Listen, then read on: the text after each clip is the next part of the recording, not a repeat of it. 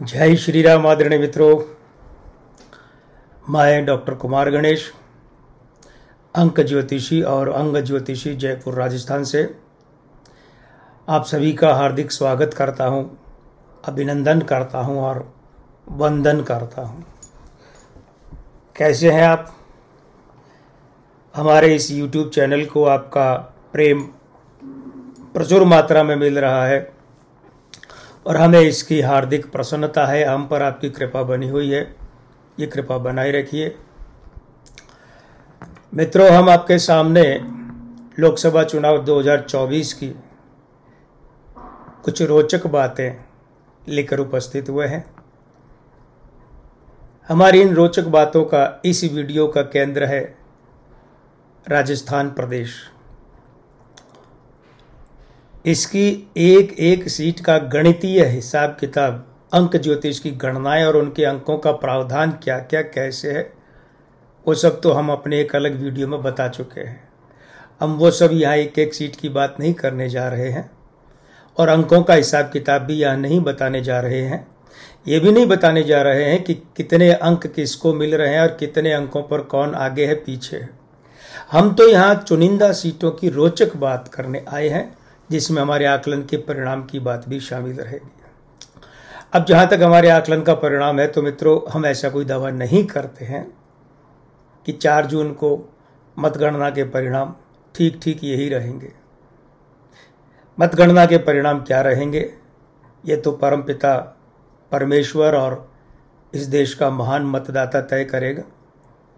लेकिन जैसे सेफोलॉजिकल सर्वे होते हैं, ओपिनियन पोल होते हैं, एग्जिट पोल होते हैं कि वे अपना एक आकलन, अपनी गणना का आधार लेकर एक निष्कर्ष आपके सामने रखते हैं, उसी भांति हम भी अंक ज्योतिषीय गणना के आधार पर भविष्यवाणी नुमा एक आकलन करते हैं और वो आपके सामने रखते हैं।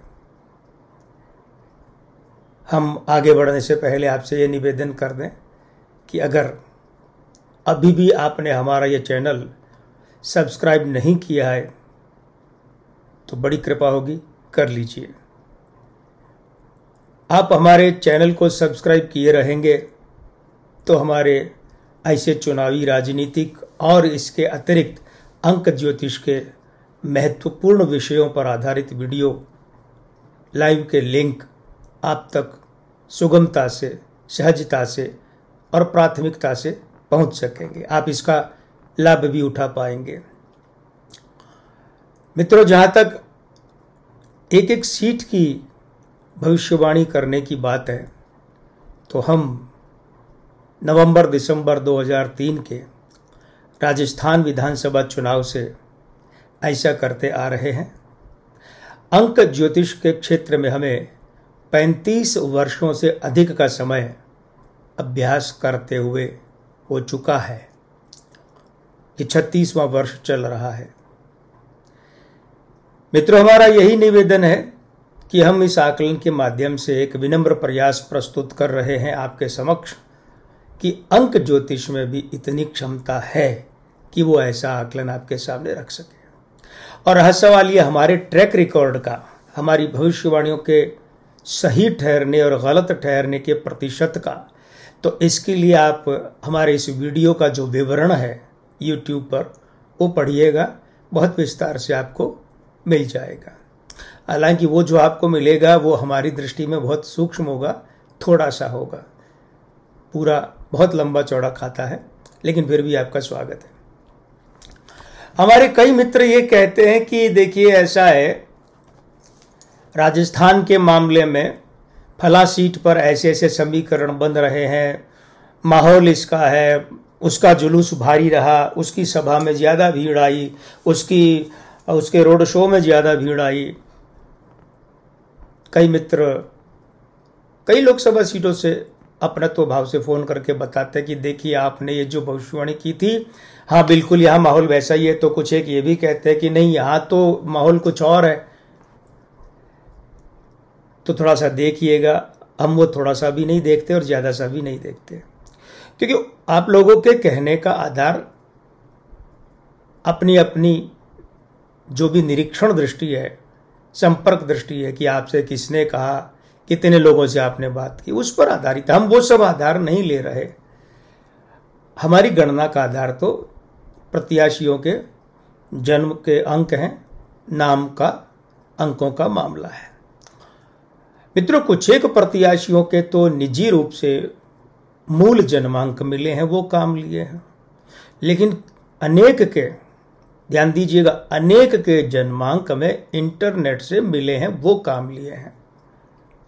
अब अगर कहीं किसी के जन्मांक में जो इंटरनेट पर है उसमें और जो मूल है उसमें अंतर है, तो हमारी भविष्यवाणी में भी इधर उधर मामला हो सकता है। राजस्थान की बात करते चले तो आपको यह भी बताते चले कि कुल मिलाकर यहां 25 लोकसभा सीटें हैं। 2004 में 21 भारतीय जनता पार्टी ने जीती थी और 4 जीती थी कांग्रेस ने, और हमारी वो भविष्यवाणी सटीक ठहरी थी। और तब हमें बहुत ताने सुनने को मिले थे कईयों से, आप तो भाजपा एजेंट हैं, आप तो भाजपा के आदमी हैं, 21 सीटों की भाजपा कभी जीत सकती है क्या? कुछ एक ने तारीफ भी की, बोले नहीं साहब बहुत अच्छा बताया आपने, अच्छी भविष्यवाणी है, ऐसा ही होगा। हम दोनों ही बातों का बुरा नहीं मानते, एक बात को ज्यादा सिर पे नहीं चढ़ाते और दूसरे को दिल पे नहीं लेते, क्योंकि कहने वालों को अधिकार है। लेकिन परिणाम यही रहा, 21 भाजपा और 4 कांग्रेस, हम बिल्कुल सटीक ठहरे। फिर 2009 आया तो उसमें भारतीय जनता पार्टी ने 4 सीटें जीती, मामला पलट गया, 20 जीती कांग्रेस ने और 1 सीट निर्दलीय किरोड़ी लाल मीणा ने जीती, जो भाजपा छोड़ चुके थे। फिर 2014 और 2019 आए तो भाजपा ने 2014 में 25 की 25 सीटें अकेले जीती थी और 19 में 25 सीटें एनडीए के खाते में आई। भाजपा ने 24 जीती थी और नागौर की 1 सीट आरएलपी, राष्ट्रीय लोकतांत्रिक पार्टी के हनुमान बेनीवाल ने जीती थी। तो तब हनुमान बेनीवाल एनडीए का भाग थे, उनकी पार्टी एनडीए में शामिल थी। अब वो एनडीए छोड़कर इंडिया ब्लॉक में आ चुके हैं, नागौर से फिर हम ठोकर मैदान में। कांग्रेस ने क्या किया कि 2 सीटें नागौर के अलावा अपने इंडिया ब्लॉक के, इंडिया गठबंधन के साथियों को दे दी। एक दे दी चूरू वाली, क्षमा कीजिएगा, एक दे दी सीकर वाली। चूरू में तो कांग्रेस के अपने प्रत्याशी हैं। सीकर से कम्युनिस्ट पार्टी मार्क्सवादी को ये सीट दी और 3 बार विधायक रहे और 3 बार हारे। अमरा राम यहां से मैदान में है, सुमेधानंद सरस्वती के सामने। कांग्रेस ने एक और सीट दे दी भारत आदिवासी पार्टी बीएपी को, और वो सीट है बांसवाड़ा डूंगरपुर की। मजे की बात है कि बांसवाड़ा डूंगरपुर में कांग्रेस का ही पुराना राजस्थान में मंत्री रहा चेहरा, बड़ा नाम सांसद रहा चेहरा महेंद्रजीत सिंह मालवीय मैदान में है भाजपा के टिकट पर। ठीक वैसे ही जैसे चूरू में भाजपा के निवर्तमान सांसद राहुल कसवा मैदान में है, लेकिन कांग्रेस के टिकट पर। ये जो टिकट का बंटवारा हुआ है, इसने राजस्थान में असंतोष के बादल खड़े कर दिए। दोनों ही दलों में ऐसा हुआ। हम इसे चूक कहें, अति आत्मविश्वास कहें या प्रयोगवादिता कहें, वो जो कहें, लेकिन ऐसा हुआ। जैसे कि अपने 2 बार के सांसद और कसवा परिवार की सीट के नियंत्रण वाले इलाके से राहुल कसवा, इनके पिताजी राम सिंह कसवा अटल बिहारी वाजपेयी जी की सरकार में मंत्री रहे हैं, सांसद रहे हैं, विधायक इनकी माताजी भी रही है सादुल शहर से, कमला कसवा जी। राहुल कसवा का टिकट भाजपा ने काट दिया और पैरा ओलंपियन देवेंद्र झाझड़िया को टिकट दिया। अब यहां बहुत लंबी चौड़ी बातें हुई कि जब ये तो भाजपा ने टिकट इसलिए काट दिया क्योंकि भाजपा का एक बड़ा चेहरा प्रदेश में राजेंद्र राठौड़ ऐसा चाहते थे, क्योंकि राजेंद्र राठौड़ ऐसा मानते हैं कि इस बार के विधानसभा चुनाव में तारानगर से उनकी हार के पीछे राहुल कसवा और कसवा परिवार है। अब ये राजनीतिक रस्साकसी है। राजनीति में बहुत सी बातें होती हैं, ये भी हो सकती है, नहीं भी हो सकती है, मगर ये हवा में बहुत गहराई से, गंभीरता से ये बातें हैं। तो राहुल कसवा भाजपा छोड़कर कांग्रेस में चले गए। वहां कांग्रेस ने उन्हें टिकट भी दे दिया। हाथों हाथ। बड़ा चेहरा भाजपा का मिल गया तो फिर पकी पकाई रोटी कौन नहीं खाना चाहेगा। मगर हम शुरुआत करेंगे गंगानगर लोकसभा सीट से। ये सीट भी टिकट को लेकर भाजपा की तरफ से विवादों में आ गई थी। हुआ ये कि यहां से बड़ी संख्या में सांसद रहे निहालचंद मेघवाल का टिकट भाजपा ने काट दिया। इस बार निहालचंद मेघवाल 2014 के मोदी मंत्रिमंडल के शुरुआती दौर में सदस्य रहे। फिर जब 4 जुलाई 2016 को मोदी मंत्रिमंडल का पुनर्गठन हुआ तो उन्हें हटाकर उनकी जगह बीकानेर के सांसद अर्जुन राम मेघवाल को ले लिया गया, जो अभी तक बरकरार है। और ज्योतिषीय योग तो ऐसा कहते हैं कि वे आगे भी रहेंगे और हो सकता है पदोन्नति भी पा जाए। तो भाजपा ने निहालचंद मेघवाल का टिकट काटा और यहां से टिकट दिया प्रियंका बेलण को। नया नाम, नया चेहरा, युवा चेहरा। अब देखने वाली बात यह थी कि भाई निहालचंद मेघवाल की नाराजगी क्या यहां भाजपा को नुकसान पहुंचाएगी। सामने से कुलदीप इंदौरा है, पुराना नाम है कांग्रेस का, वरिष्ठ युवा कह सकते हैं हम इन्हें, युवाओं में वरिष्ठ। लेकिन यहां एक जो खिलाफ बात जाती है कुलदीप इंदौर और कांग्रेस के कि गंगानगर लोकसभा सीट के मतदाता उन्हें हारते हुए देखने का अभ्यस्त हो चुके हैं, तो उन्हें लेकर कांग्रेस के प्रति कोई ज्यादा जोश की भावना नहीं है मतदाताओं में। हां, अगर कांग्रेस चेहरा बदलती और कोई ऐसा निर्विवाद चेहरा लाते कि जो ढंग का लगता, ताजा चेहरा, ढंग का मतलब इंसान तो बहुत अच्छे हैं, कुलदीप इंदौर अभी ढंग के क्या बढ़िया आदमी है, लेकिन ऐसा है कि जो दमदार चेहरा मैदान में लगता है, ढंग से हमारा जो अभिप्राय वो ये है, तो संभवतः मतदाता कांग्रेस का जो काडर वोटर है वो जोर पकड़ता, जोश पकड़ता, माहौल भी शायद बदलता, लेकिन ऐसा नहीं हुआ। और नतीजे में हमारी गणना ये बताती है कि यहां से प्रियंका बेलण जीत जाएंगी और कांग्रेस और कुलदीप इंदौरा को हार का सामना करना पड़ेगा। अब इसके बगल वाली सीट एक तरफ चूरू है, दूसरी बीकानेर है। बीकानेर की बात कर लेते हैं। बीकानेर में भाजपा ने 2009, 14, 19 के बाद चौथी बार खड़ा किया है अर्जुन राम मेघवाल को। मोदी औरा आरंभ होने के बाद में अर्जुन राम मेघवाल ये तीसरा चुनाव लड़ने जा रहे हैं और कुल मिलाकर चौथा। वोटिंग हो चुकी है, वोटिंग के बाद की बातें भी आ रही हैं सामने, कई सलाह आ रही हैं मित्रों की। कोई कह रहे साहब फला बाजार में ये भाव है, सट्टा बाजार में ये भाव है, पोल्स ये कह रहे हैं, वो कह रहे, जो भी कह रहे हो, लेकिन हमारी गणना तो सीधे से ये कह रही कि अर्जुन राम मेघवाल यहां से जीत रहे हैं। एक बड़ा कारण यह भी हो सकता है कि सामने जो चेहरा है, कांग्रेस ने अशोक गहलोत सरकार में मंत्री रहे, कैबिनेट मंत्री रहे गोविंद राम मेघवाल को, गोविंद राम चौहान को और गोविंद राम, ये 3 नाम उनके चलते हैं, खड़ा किया है। बस यहीं पर हमें लगता है कि कांग्रेस मात खा गई। कांग्रेस के जो प्रत्याशी हैं गोविंद राम मेघवाल, असल में उनके सामने अर्जुन राम मेघवाल की छवि बहुत सौम्य, शांत और सभ्य सुसंस्कृत की है, धीरज वाले, ठंडे मिजाज वाले, और गोविंद राम मेघवाल इसके ठीक विपरीत मिजाज वाले। उनकी कई बातों ने विवाद पैदा किया जब वे मंत्री थे, जब वे लोकसभा चुनाव लड़ रहे हैं। उसके अतिरिक्त भी उनकी गर्म वाली बातें जो है, गर्मी वाली बातें, वो विवाद पैदा करती रहती है, अनावश्यक टिप्पणियां विवाद पैदा कर, ये सारी बातें उनके विरुद्ध जाती दिख रही है। हमारे आकलन के मुताबिक यहां से इसीलिए गोविंद राम मेघवाल हारते दिख रहे हैं और अंकों का गणित पक्ष में जा रहा है अर्जुन राम मेघवाल के।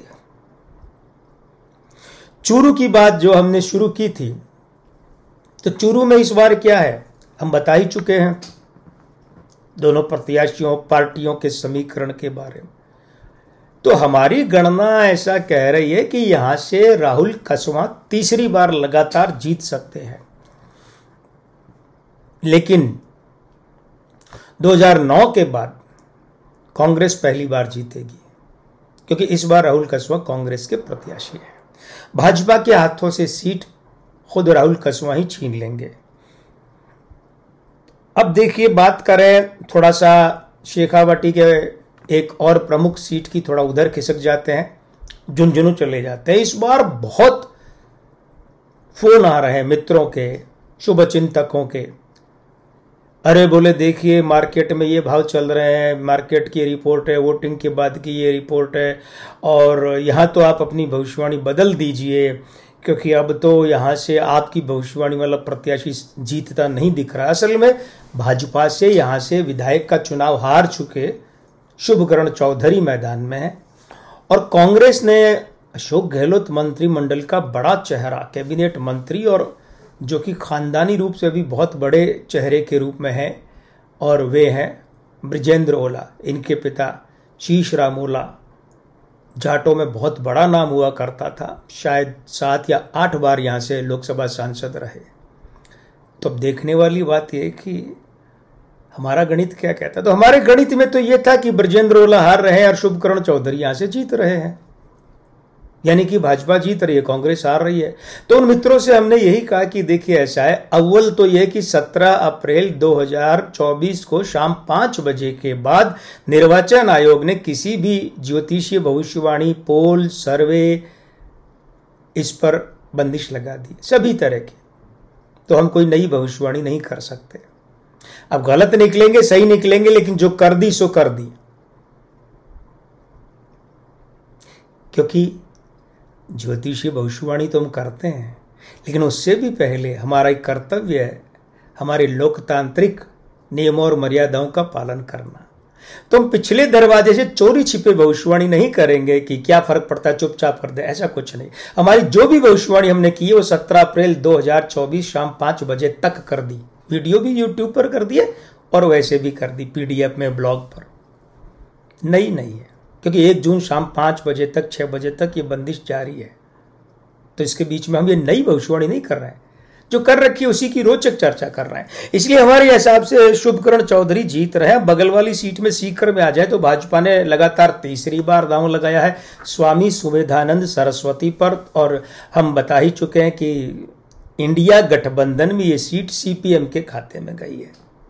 अब कई मित्रों ने कहा देखिए सीपीएम प्रत्याशी का जुलूस इतना बड़ा था, नामांकन वाला वगैरह वगैरह। वो ठीक है, वो आपके कहने का आधार हो सकता है, लेकिन हमारी गणना का आधार ये नहीं है। हमारे हिसाब से यहां से सुमेधानंद सरस्वती जीत की हैट्रिक लगाने जा रहे हैं, तीसरी बार जीतने जा रहे हैं, और अमराराम के खाते में एक बार फिर से पराजय गले पड़ेगी, ये हमें लग रहा है।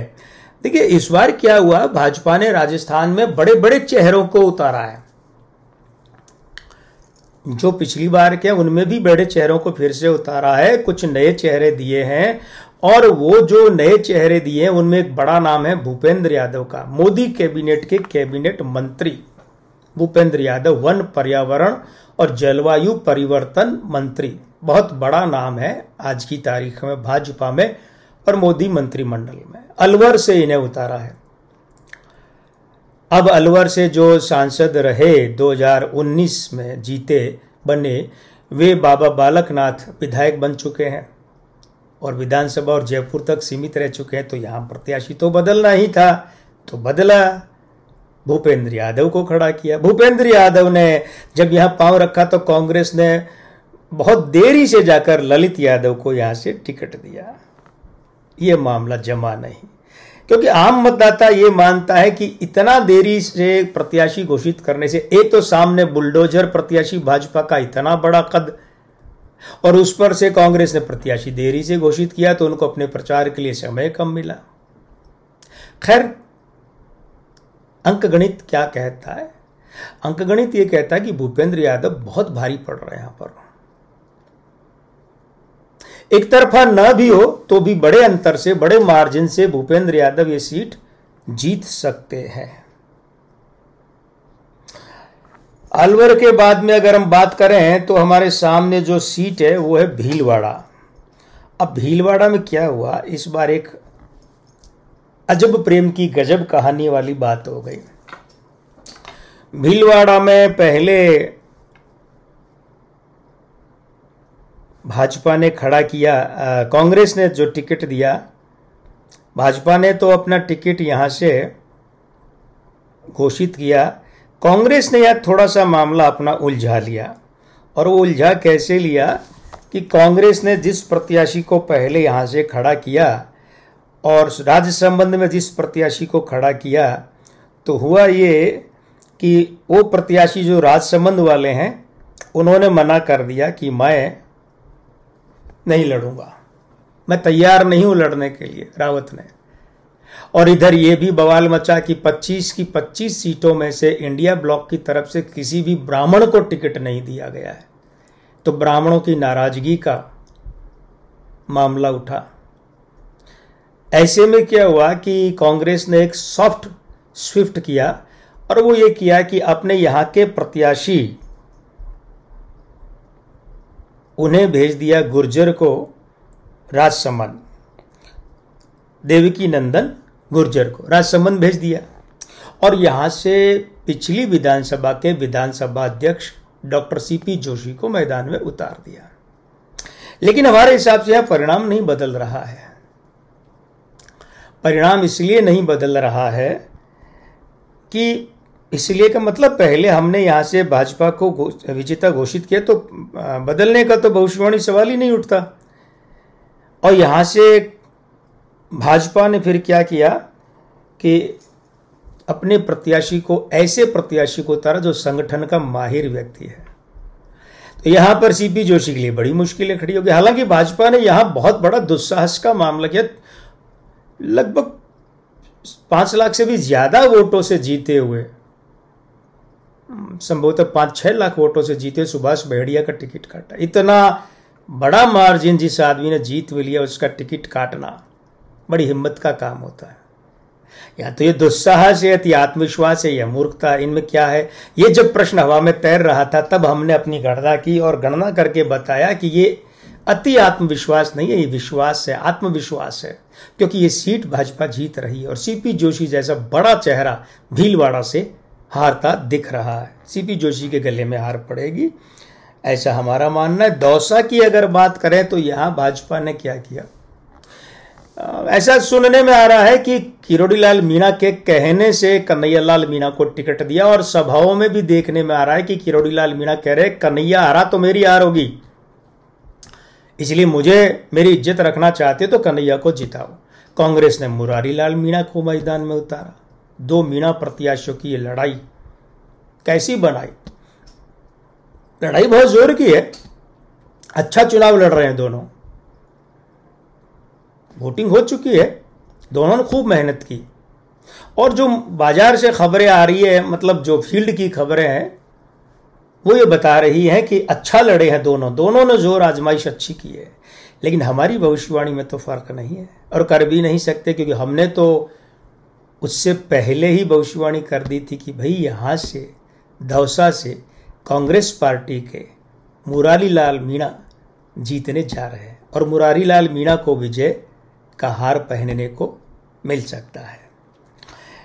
टोंक सवाई माधोपुर की बात करें तो यहां से क्या हुआ कि ये मामला बड़ा विचित्र है। यहां का हरीशचंद्र मीणा कांग्रेसी थे, उसके बाद भाजपा में आ गए और अपने सांसद रह चुके भाई, और गजब की बात के दोनों ही भाई राजस्थान पुलिस के महानिदेशक रहे हुए हैं। बड़े भाई नमो नारायण मीणा भी और छोटे भाई हरीशचंद्र मीणा। इनको प्रेम से हरीश मीणा जी कहते हैं, लेकिन इनका पूरा नाम हरीशचंद्र मीणा है, हरीशचंद्र भी नहीं, हरीशचंद्र। तो हरीशचंद्र मीणा ने अपने भाई के साथ आमने सामने की लोकसभा लड़ाई में खुद भाजपा के प्रत्याशी रहे और नमो नारायण मीणा वे रहे कांग्रेस के और हरा कर लोकसभा पहुंचे। उसके बाद फिर भाजपा छोड़ दी, कांग्रेस में आ गए। 18 से 23 में विधायक रहे, उसके बाद 23 में फिर कांग्रेस से जीते। अब कांग्रेस से लोकसभा प्रत्याशी हैं टोंक सवाई माधोपुर से। भाजपा ने लगातार तीसरी बार दांव लगाया है सुखबीर सिंह जौनपुरिया पर। बहुत टाइट फाइट में ये सीट। मित्रों, अब तक हम बता चुके आपको कि नागौर की सीट की बात तो खैर हम करेंगे, लेकिन चूरू की सीट कांग्रेस जीत रही है और ये सीट भी टोंक सवाई माधोपुर की हमारी गणना में बड़ी फंसी हुई आई। अब हमें समझ नहीं आ रहा कि इतनी निकट की लड़ाई में किसे विजेता घोषित करें। फिर सूक्ष्म गणनाएं की, सूक्ष्म अंतर देखा, प्रति अंतर देखा, तब जाकर के जो बहुत हल्का सा मार्जिन आया वो आया सुखबीर सिंह जौनपुरिया के खाते में। आप इसको यूं भी कह सकते हैं कि 51 और 49 का मामला है, 50-50, 50-50 के, एक इधर और एक इधर, इतना निकट का। लेकिन अब जब निकट की लड़ाई हो तो सूक्ष्म का अंतर भी अंतर तो घोषित करना ही पड़ता है ना। इसीलिए वो अंतर सुखबीर सिंह जौनपुरिया के खाते में है। तो हमारी दृष्टि में, हमारे आकलन की दृष्टि में ये सीट जा सकती है, बल्कि जाएगी भाजपा के खाते में, और इसके प्रत्याशी सुखबीर सिंह जौनपुरिया यहां से जीत सकते हैं। चलिए, नागौर की बात की अभी कुछ मिनट पहले, अब नागौर की ही बात पूरी कर लेते हैं। हमने पहले बिल्कुल वीडियो के शुरू में बताया था कि यहां से आरएलपी के हनुमान बेनीवाल खड़े हुए हैं। आरएलपी इस बार इंडिया ब्लॉक का या इंडिया गठबंधन का भाग है। यहां फिर टिकट के मामले में बड़ी विचित्र बात हुई। वो ये हुई कि भाई भाजपा की तरफ से कांग्रेस की तरफ से 2009 में यहां से सांसद रह चुकी ज्योति मिर्धा, नाथूराम मिर्धा के परिवार की उनकी पोती, वे क्या हुआ कि 2023 के विधानसभा चुनाव से पहले भाजपा में आई और उन्हें भाजपा ने नागौर शहर से, जिसका सीट का नाम नागौर है, वहां से टिकट भी दिया। एक कांग्रेस के बड़े प्रत्याशी और पिछले 3 बार से चुनाव हार रहे अपने ही परिजन चाचा हरेंद्र मिर्धा से चुनाव हार गई। लेकिन इसके बाद भी भाजपा ने उन्हें लोकसभा प्रत्याशी बनाया है। चुनाव लड़ा है, जोर से लड़ा है, टक्कर दी है, लेकिन परिणाम हमारी गणना बता रही है कि ज्योति मिर्धा और भाजपा के खिलाफ रहेगा। ये सीट हनुमान बेनीवाल, आरएलपी और इंडिया गठबंधन जीतेगा। चित्तौड़गढ़ इसके बगल में चलें तो चित्तौड़गढ़ से भाजपा के प्रदेशाध्यक्ष सीपी जोशी, पूरा नाम चंद्र प्रकाश जोशी है लेकिन प्रचलित नाम सीपी जोशी, वे खड़े हैं। अब एक तो उन पर दायित्व है कि भाजपा को प्रदेश में विजय दिलवाएं और दूसरे ये कि वे खुद यहां से जीते। तो इनकी जो लड़ाई है ये भी कांग्रेस के प्रत्याशी और अशोक गहलोत कैबिनेट मंत्री रहे उदयलाल आंजना से हुई। अच्छा लड़े, टक्कर दी। हुआ यह कि 2018 में जो यहां चित्तौड़ शहर विधानसभा सीट से जीते भाजपा प्रत्याशी चंद्रभान सिंह आकिया, भाजपा ने उनका टिकट काट दिया और जयपुर में विद्याधर नगर विधानसभा सीट के विधायक और दिग्गज भाजपा नेता स्वर्गीय भैरव सिंह शेखावत के दामाद नरपत सिंह राजवी को वहां भेज दिया। वहां से वो एक बार जीते हुए भी है। आकिया का टिकट कट गया। आकिया नाराज हुए, निर्दलीय लड़े और जीत गए। अब ये बात जब उन्होंने ये कहा कि भाई मैं लोकसभा चुनाव भी लड़ूंगा, मुझे टिकट नहीं मिला तो निर्दलीय लड़ूंगा, तो सीपी जोशी के लिए चिंताजनक बात थी। लेकिन अंततोगत्वा सीपी जोशी का भाग्य, ग्रहों की, प्रभु की कृपा उन पर मेहरबान हुई, उनका रास्ता सुगम हुआ। वो यूं कि चंद्रभान सिंह आकिया बोले, नाराजगी मिटी उनकी और वो इनके साथ आ गए। सुगम हुआ मार्ग। ये ज्योतिष की, ग्रहों की और परमपिता प्रभु की कृपा सीपी जोशी पर। हमें लगता है सीपी जोशी पिछली बार भी बड़े आंकड़े से जीते थे, इस बार भी अच्छे मार्जिन से सम्मानजनक जीत जीतेंगे और उदयलाल आंजना को हारना पड़ेगा। बांसवाड़ा की बात कर लेते हैं। यहां हम बता ही चुके आपसे कि सीट की टिकट को लेकर बड़ा विप्लवकारी मामला रहा। महेंद्रजीत सिंह मालवीय भी ज्योति मिर्धा की तरह कुछ दिन तक तो पहले तक क्या थे, कांग्रेस में। लोकसभा चुनाव ज्योति मिर्धा कम से कम विधानसभा चुनाव से पहले तो भाजपा में आ गई थी, भाजपा से लड़ी। ये तो लोकसभा चुनाव में कुछ समय पहले आए, भाजपा ने टिकट दिया।